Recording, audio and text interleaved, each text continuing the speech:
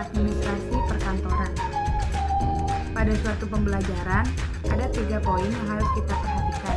Yang pertama itu ada pendahuluan, di mana pendahuluan itu berupa salam, membaca doa sebelum pembelajaran dimulai, melihat keadaan kelas, mengabsen, dan berdoa.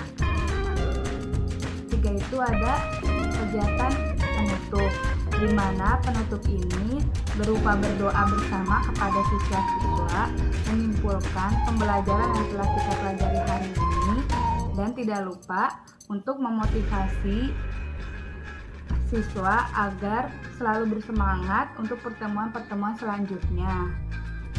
3 itu ada kegiatan penutup, di mana penutup ini berupa berdoa bersama kepada siswa-siswa, menyimpulkan pembelajaran yang telah kita pelajari hari ini, dan tidak lupa untuk memotivasi siswa agar selalu bersemangat untuk pertemuan-pertemuan selanjutnya.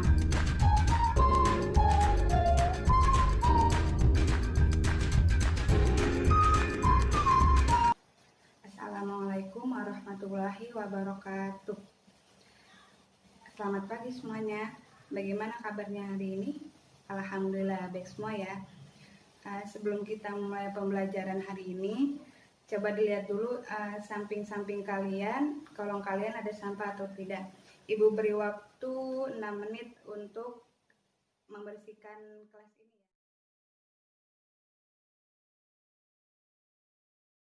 Baik, sudah bersih ya kelasnya. Sebelum kita memulai pembelajaran hari ini, mari sama-sama kita membaca Bismillah. Bismillahirrohmanirrohim. Sebelum Ibu lanjut ke materi, Ibu absen terlebih dahulu ya. Nadila hadir ya. Nabila hadir. Fika Rahmah hadir. Alhamdulillah. Berarti di sini hadir semua ya. Alhamdulillah. Sebelum Ibu memulai pelajaran hari ini, Ibu ingin bertanya terlebih dahulu kepada kalian. Siapa di sini yang mengetahui arti administrasi secara sempit? Baik. Apa Nadila? Ya, tepat sekali. Administrasi secara sempit adalah suatu kegiatan yang meliputi catat-mencatat, surat-menyurat, ketik-mengetik, pembukaan sederhana, dan sebagainya yang meliputi suatu aspek ketatanegaraan.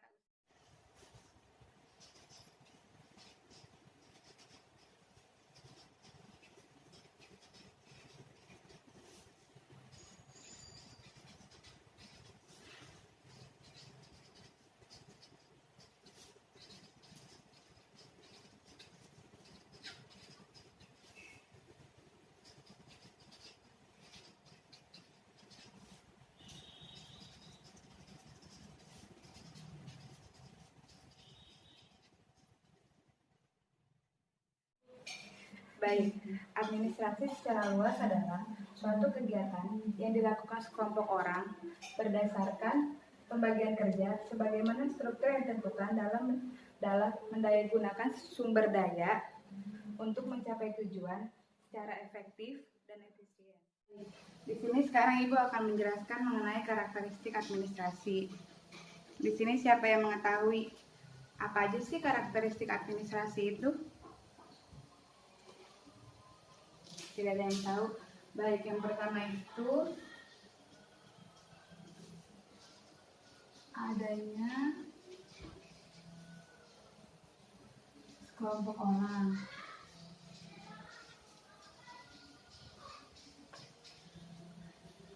Yang kedua adanya kerjasama.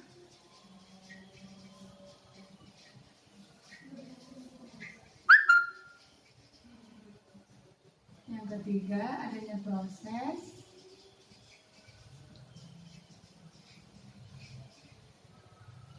Yang keempat adanya pembagian tugas.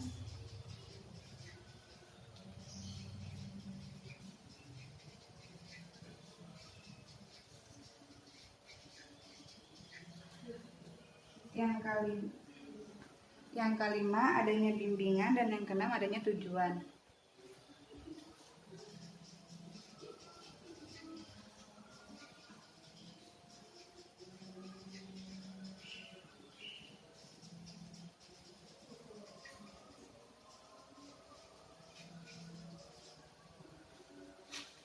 Jadi, karakteristik administrasi itu ada 6.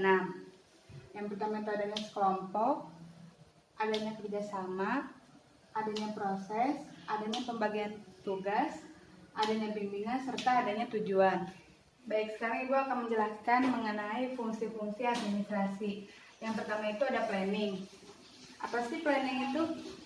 Planning adalah penyusunan perencanaan yang memerlukan kegiatan administrasi seperti pengumpulan data, penyusunan data, serta pengelolaan perencanaan. Dengan itu mengapa administrasi itu sangat penting di suatu organisasi atau suatu perusahaan.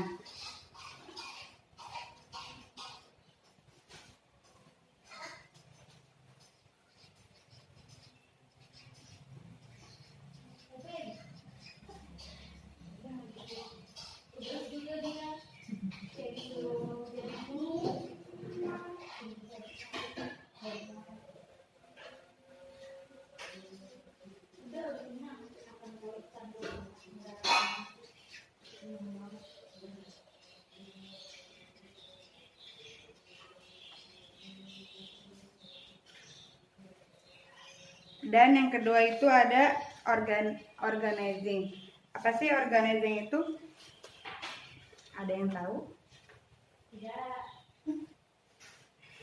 Baik, organizing itu adalah suatu aktivitas menyusun dan membentuk hubungan antara orang-orang sehingga terwujud suatu kesatuan dalam mencapai tujuan-tujuan yang telah ditetapkannya.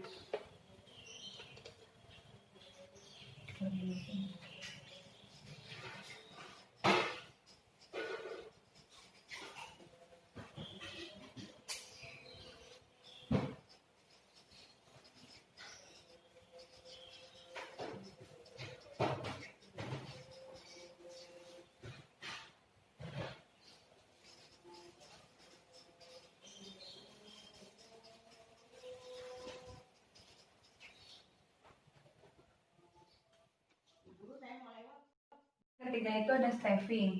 Staffing ini berfungsi sebagai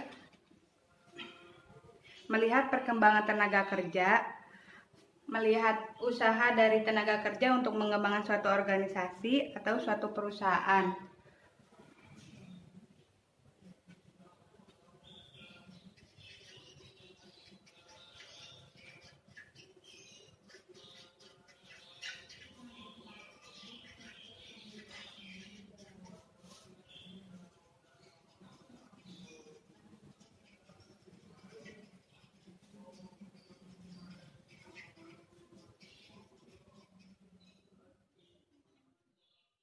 Yang keempat itu ada directing.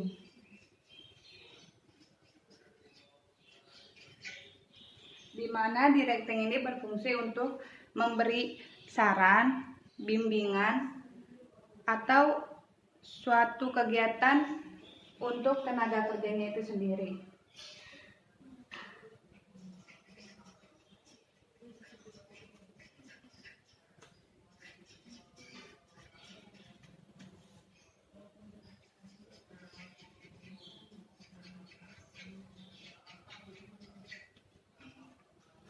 Dan yang kelima itu ada coordinating.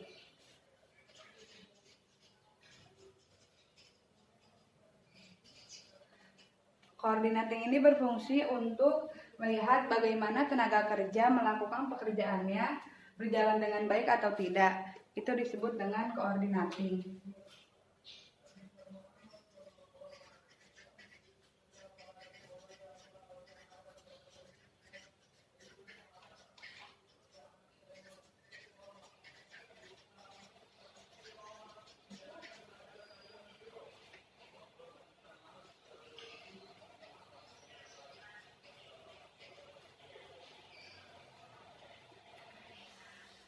Dan yang keenam itu ada reporting.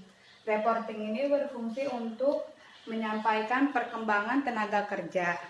Dan di sini yang berhak untuk menyampaikan perkembangan itu adalah atasan, seperti para pejabat, kepala dari suatu divisi, dan yang ketujuh itu ada budgeting. di mana budgeting ini berfungsi di mana F7 itu ada budgeting. Budgeting adalah suatu kegiatan yang bersangkutan dengan pengelolaan keuangan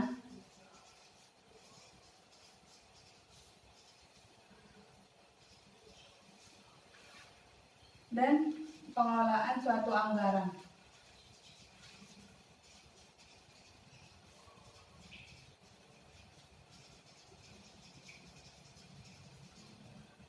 Akan menjelaskan mengenai tujuan-tujuan administrasi. Yang pertama itu ada agar seseorang itu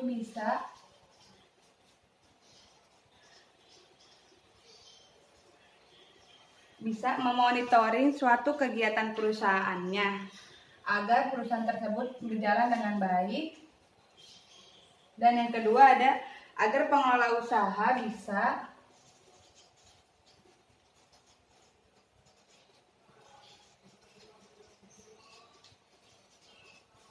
di sini ada agar pengelola bisa mengevaluasi tenaga kerjanya. Kenapa sih harus ada evaluasi? Karena evaluasi itu memang sangat penting untuk suatu organisasi atau suatu perusahaan, di mana evaluasi tersebut kita dapat melihat bagaimana perkembangan dia, bagaimana pekerjaan dia selama dia bekerja di suatu perusahaan tersebut. Dan yang ketiga itu ada agar seorang pengelola perusahaan dapat menyusun suatu program pengembangan untuk perusahaan tersebut. Dan yang keempat ada agar seorang pengelola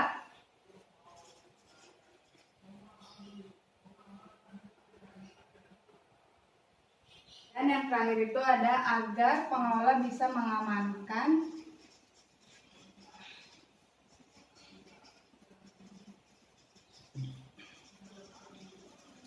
kegiatan yang ada pada satu perusahaan, atau dia bisa juga mengamankan suatu perusahaan atau suatu organisasi tersebut.